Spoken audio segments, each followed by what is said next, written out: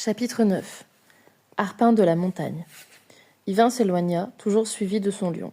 Après avoir cheminé quelque temps, ils arrivèrent devant un château fort entouré, de toutes parts, de murs si solides, larges et élevés, qu'ils n'avaient vraiment rien à redouter des mangonneux ni des perrières.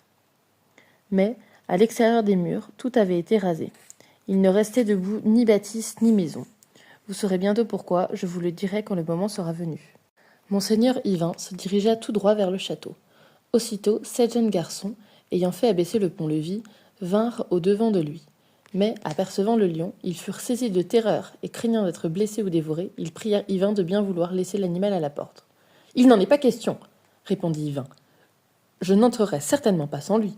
Vous nous hébergerez tous les deux, ou bien moi aussi je resterai dehors, car je l'aime comme moi-même.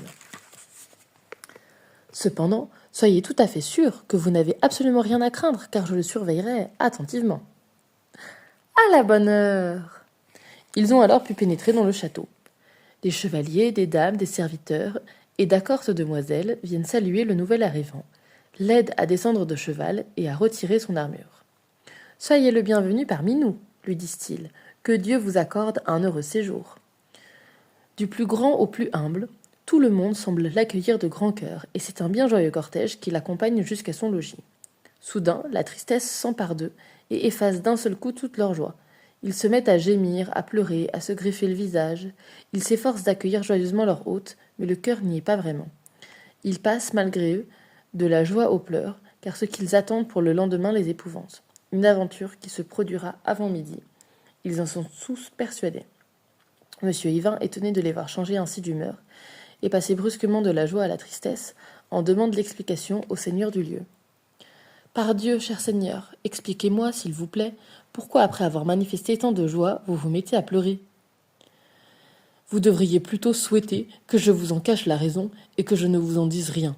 Je ne dirai pas de bon gré des choses qui vous attristent. Laissez-nous donc à notre douleur. J'ai grand désir de savoir et de partager votre affliction, quelque peine qu'il m'en coûte. Je vais donc vous expliquer. Un géant qui se nomme Arpin de la montagne s'acharne à ma perte parce qu'il voulait que je lui donne ma fille qui surpasse en beauté toutes les jeunes filles du monde. Il ne se passe pas un jour qu'il ne vienne s'emparer de tout ce qu'il peut ravir de mes biens. J'avais 6 fils très beaux. Eh bien, le géant les a capturés tous les 6. Il en a tué 2 sous mes yeux et demain il tuera les 4 autres si je ne trouve quelqu'un qui accepte de combattre contre lui pour les délivrer, à moins que je ne consente à lui livrer ma fille. Mais il a dit que, quand il l'aurait, il l'abandonnerait aux plus répugnants et plus ignobles valets de sa maison pour leur plaisir, car il n'en veut plus pour lui. Ce malheur est pour demain. Alors ne vous étonnez pas, cher seigneur, si nous sommes tristes.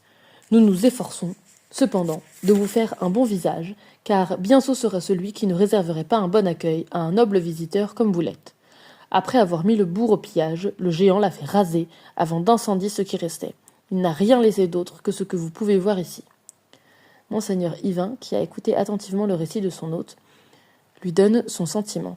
« Seigneur, votre malheur à la fois me touche et me révolte. Je m'étonne cependant que vous ne soyez pas allé demander assistance à la cour du roi Arthur. Monseigneur Gauvin ne m'aurait assurément pas refusé son aide, d'autant plus que ma femme est sa propre sœur. Il serait accouru s'il avait eu connaissance de cette triste aventure. Mais un chevalier étranger ayant réussi à enlever la reine par la faute de queue, qui devait assurer sa protection, c'est lui qui s'est lancé à leur poursuite.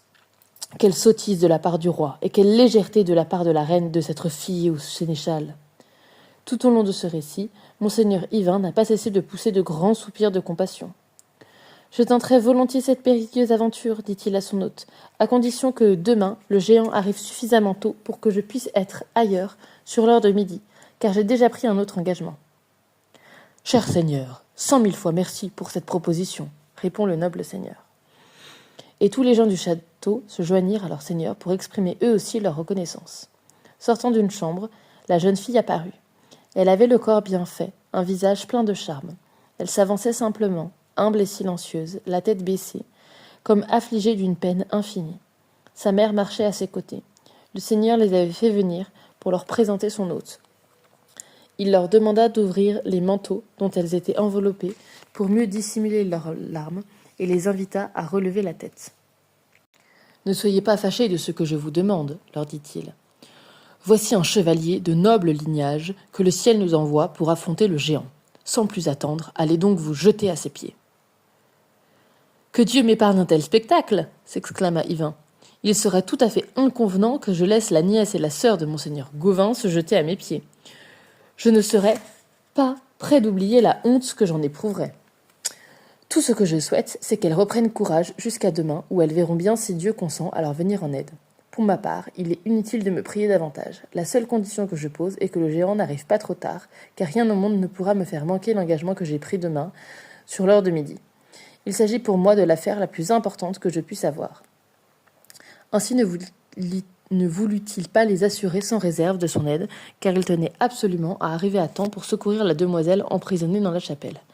Cela suffit pourtant à les combler d'espoir, car, rien qu'à voir le lion qui l'accompagne et se couche à ses pieds comme un agneau, ils sont certains d'avoir pour hôte un modèle de chevalerie.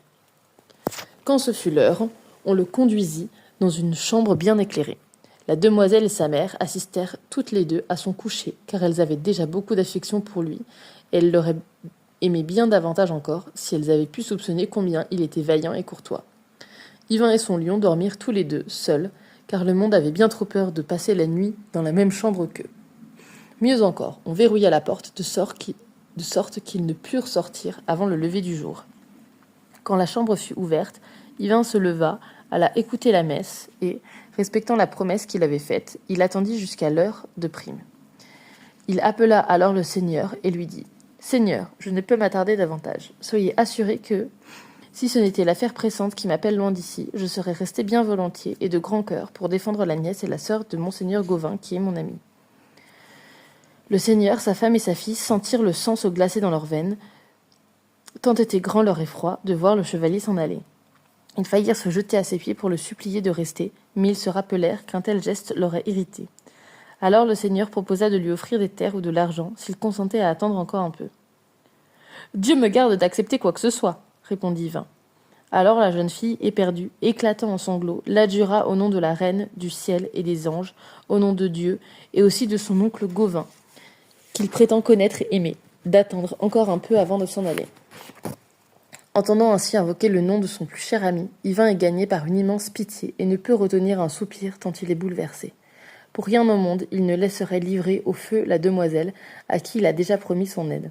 S'il arrive trop tard, il se donnera la mort, ou, pour le moins, en perdra la raison. D'autre part, penser à l'extraordinaire générosité de monseigneur Gauvin et ne pas pouvoir différer son départ lui est un supplice insupportable qui lui brise le cœur. Déchiré par ce cruel dilemme, il n'est pas encore parti, il s'attarde. C'est alors que le géant survient à vive allure. Il porte, pendu à son cou, un gros épieu effilé dont il se sert pour piquer sans répit les chevaliers captifs qu'il amène avec lui. Ceux-ci n'ont pour tout vêtement que des chemises d'une saleté repoussante. Les pieds et les mains liés, ils chevauchent 4 rosses boiteuses et efflanquées. Au moment où ils passent le long du bois, un nain, repoussant comme un crapaud bouffi, noue ensemble les queues des chevaux et, allant de l'un à l'autre, les frappe jusqu'au sang d'une lanière de cuir, croyant sans doute accomplir une grande prouesse. Tel est le traitement que le géant et le nain infligent publiquement à leurs victimes. Devant la porte du château, le géant s'arrête pour lancer au noble père son défi. Il mettra ses fils à mort si le seigneur ne lui donne pas sa fille. Il la livrera aux ardeurs lubriques de sa valetaille, car lui-même la méprise trop pour s'abaisser jusqu'à elle. Un millier de valets loqueteux, pouilleux comme des ribauds et des torche-peaux, sauront bien s'occuper d'elle et y trouver leur compte. Quand il entend que le géant livrera sa fille à la prostitution ou qu'il tuera ses fils sous ses yeux, le pauvre père manque de devenir fou furieux. Il aimerait mieux mourir que d'endurer un tel supplice. Il se lamente sur son infortune et pleure abondamment en poussant de profonds soupirs, mais Yvain, qui est noble et généreux, lui dit « Seigneur, ce géant vantard me semble bien cruel et bien téméraire. Que Dieu veuille que votre fille ne tombe jamais en son pouvoir. Quel malheur ce serait qu'une demoiselle aussi belle et d'aussi haute naissance soit livrée à des vauriens. Qu'on m'apporte mes armes et mon cheval. Faites abaisser le pont-levis. L'un de nous deux ira à terre. Ce sera lui ou moi. Si je pouvais assez humilier ce monstre de cruauté pour qu'il libère vos fils et vienne vous faire réparation des injures qu'il vous a dites, Je vous recommanderai à Dieu, et j'irai tout de suite à mon autre affaire qui me tient à cœur. » On lui apporte aussitôt son cheval, ses armes, et on l'aide à s'équiper. À peine est-il prêt qu'on abaisse le pont-levis et qu'il sort du château, suivi de son lion. Tous ceux qui sont restés à l'abri des murs ont grande peur qu'ils subissent le même sort que tous les autres et soient mis à mort sous leurs yeux par ce démon. Mais c'est pourquoi ils demandent à Dieu de leur rendre le chevalier sain et sauf et de lui permettre auparavant de tuer le géant.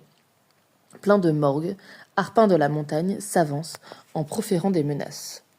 « Celui qui t'a envoyé ici ne devrait guère t'aimer.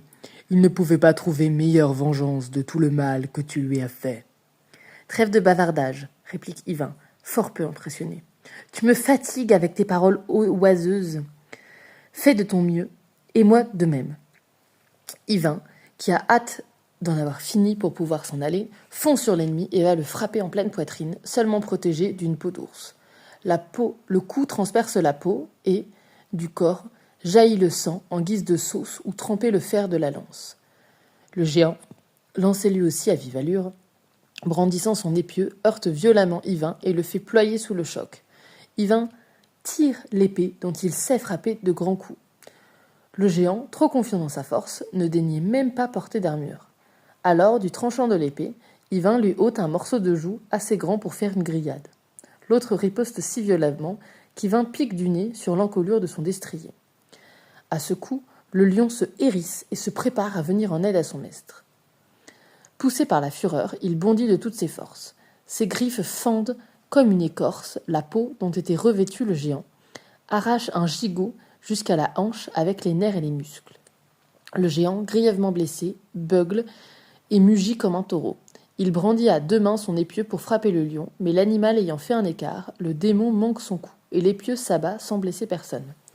Levant son épée, Yvain taille par 2 fois dans le lard du monstre, et, avant que l'autre ait eu le temps de se mettre en garde, le tranchant de l'épée, il lui détache l'épaule du buste. Un autre coup sur la poitrine, et il la lui plonge jusqu'à la garde dans le foie. Blessé à mort, Arpin s'effondre avec fracas, comme un chêne qu'on abat. Puis, ce fut la curée. On sut bien alors qui était le plus rapide à la course de tous ceux qui, du haut des créneaux, venaient d'assister à la scène, car, tels des chiens fondant sur la bête après une longue poursuite, ils se ruèrent vers le monstre qui gisait à terre, la gueule ouverte.